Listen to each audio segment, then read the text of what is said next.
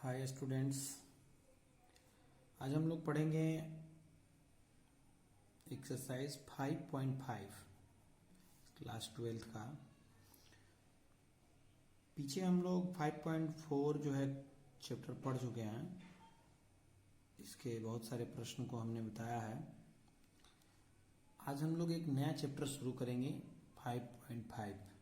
ठीक है, देखिए पहला प्रश्न है कि y is equal to cos x into cos 2x into cos 3x। ठीक है, तो इसको हम कैसे सॉल्व करेंगे? तो आपको याद दिलाएं कि आप एक फॉर्मूला पढ़े हैं d by D x you into भी। ठीक है, वो हम यहां लागू कर सकते हैं, लेकिन ये क्वेश्चन जो है अगर हम उस विधि से बनाते हैं तो थोड़ा कठिन होगा। ठीक है, जटिल हो जाएगा।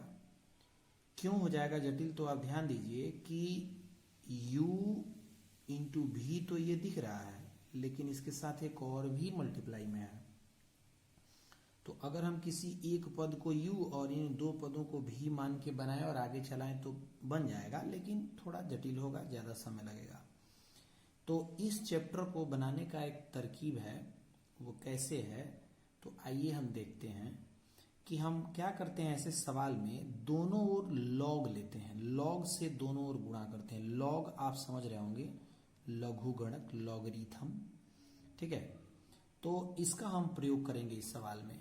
तो दोनों ओर जब लॉग लेंगे तो हमको मिलता है लॉग y, और इधर भी हम जब लॉग लेंगे तो लॉग लग जाएगा, और cos x, cos 2x, cos 3x। ठीक है, आगे जब हम बढ़ेंगे तो log y बना रहेगा इज इक्वल टू, यहां पे हमको अब एक फॉर्मूला दिख रहा है, वो फॉर्मूला यहां है। ध्यान दीजिए कि अगर log m इंटू एन हो तो उसका फॉर्मूला होता है log m plus log n। लघुगणक का ये सूत्र है।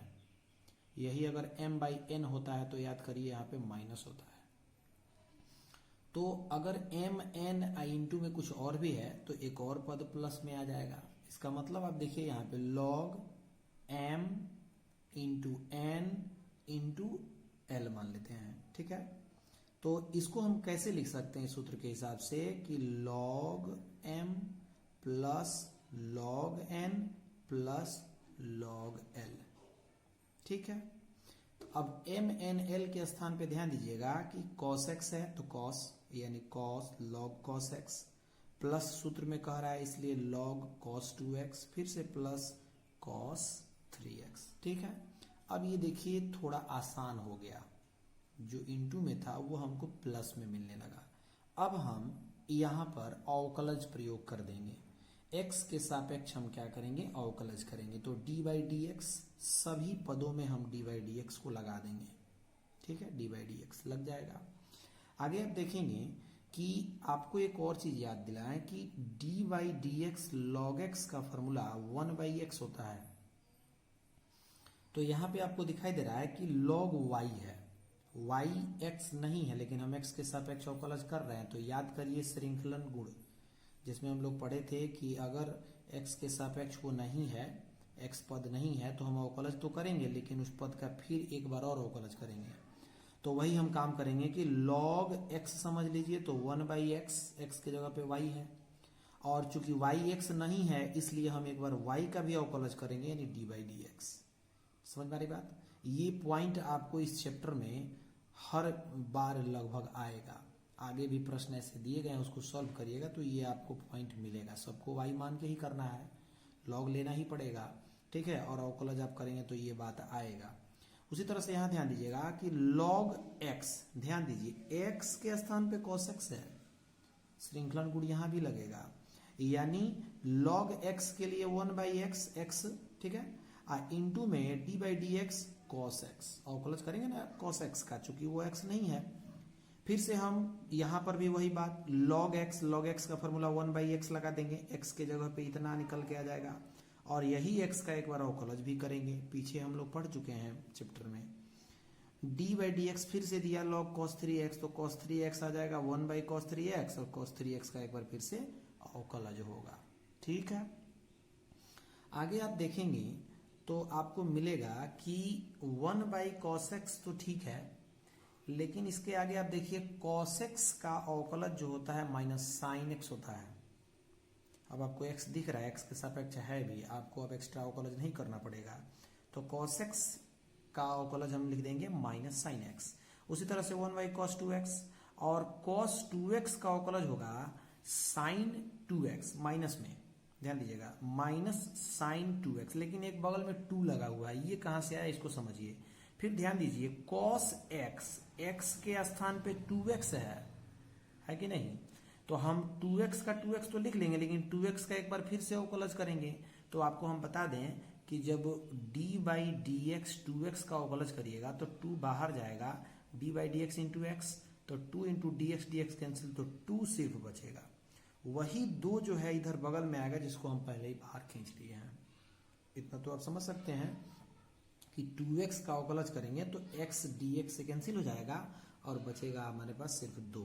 उसी तरह से यहाँ देखिए 1/cos 3x और cos 3x का हो जाएगा माइनस साइन 3x, लेकिन ये 3 आया है इस 3 का। ठीक है, क्लियर है। अवकलज हम कर दिए, यानी हमको मिल गया 1/2 dy/dx। अब देखिए इसमें कुछ फॉर्मूला भी दिख रहा है, माइनस अगर हम बाहर कर दें तो साइन बाई कॉस का फॉर्मूला होता है tan, होता है साइन बाई कॉस का फॉर्मूला जो है वो क्या होता है, tan होता है, तो tan लिख दिए। और फिर प्लस माइनस माइनस होगा, 2 को बाहर कर लेते हैं तो sign 2x by cos 2x, तो फिर से बन जाएगा tan 2x। ध्यान दीजिएगा x के जगह पे 2x है, नीचे भी 2x है, तो हम भी x के जगह पे 2x लिख लेंगे। ये तो आप लोग अब समझ चुके हैं, बहुत ऐसा प्रश्न आया है। तो sign 2x by cos 2x यानी tan 2x, plus minus minus होगा, 3 को बाहर रखेंगे, sign 3x by cos 3x, तो sign 3x by cos 3x का बन जाएगा tan 3x। क्लियर है यहां तक। अब देखिए हमको चाहिए dy/dx, हमारा सवाल है कि y इक्वल टू इतना है तो इसका अवकलज करें, यानी dy/dx बताएं।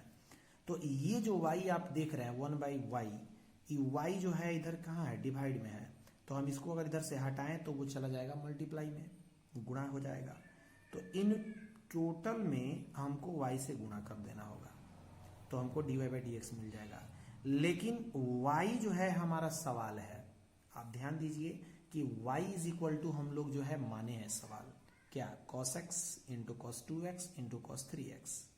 तो अब हम क्या करेंगे कि जहां हमको मिला है y, ये y, इस y के जगह पे हम वो सवाल cos x cos 2x into cos 3x रख लेंगे, चूंकि y के बराबर है, और बाकी जो अंदर बचता है उसको हम वैसे ही रख देंगे, tan माइनस में minus 2 tan 2x minus 3 tan 3x। ये आपका आंसर है।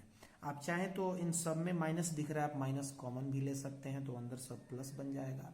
आप यहाँ तक भी आंसर कर सकते हैं। ठीक है, आगे भी जो है 2 3 4 करके आगे प्रश्न दिया गया है, वो सब भी यही है। सब में लगभग आपको लॉग लेना है, करके बनाइए। लॉग के फॉर्मूला 2 3 होता है, उसको आप ध्यान में रखिए और इसको सॉल्व करिए। पीछे जितना आप अवकलज का जो फॉर्मूला जानते हैं, सब उन्हीं फॉर्मूलाओं का प्रयोग हमको करना है।